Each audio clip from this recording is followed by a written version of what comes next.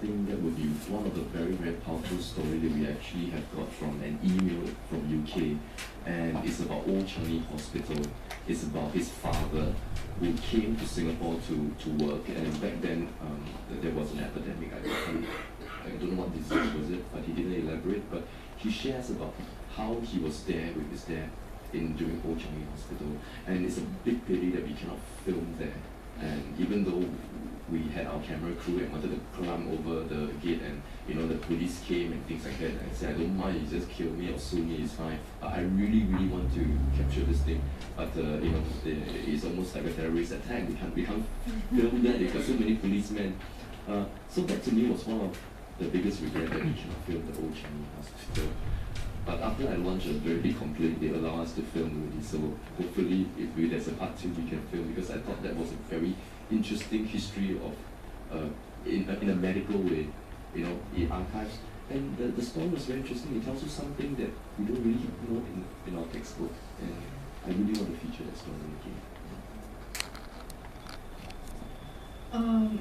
In terms of, there are many places that we talk about. There's one that I want to raise, is the Seletar Airport. Because I remember just a year ago, I've seen a lot of artists actually live in the area, and they really have really made the space very nice and cozy and homely and warm.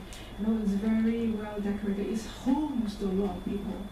But when the team went there to shoot Seletar Air Base, there's nothing there anymore. This was a lamppost, So actually, that is very, very sad.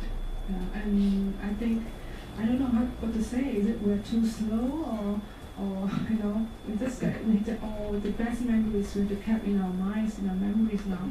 So, but luckily we still have some voices there to talk about some things that we don't tangibly see again. And luckily that the memories of these voices can be recorded in this project. I think for the 3 of us, every place that we documented has a very special place in our hearts as well. There's really no top 10 or the most favorite. But we still have a lot of places in Singapore that we are trying to document. Yeah, it is true, there's a lot of constraints in making this documentary. There's a time factor and a lot of other factors to consider. But that's why, the 3 of us decided that we're going to do our old places too. For those places that we didn't manage to capture and is still around. We are working towards it, and we're still looking for a lot of support for Old Places too. I can tell you that one of my greatest regret for Old Places 1, where the 3 of us came together to compare our list, I wanted to try to capture the old photo studio where our parents took their wedding pictures. You have a very nice artificial backdrop. That's something you can remember.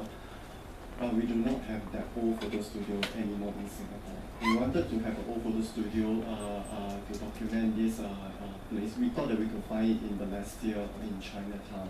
When we got on our act to try to locate them, they are no longer around. So this is personally, and also for the 3 of us, one of our greatest regrets. Because if we put out this particular place, I am sure a lot of our parents or those people in that generation will have a lot of stories to tell, in particular with the photo studio or something like that.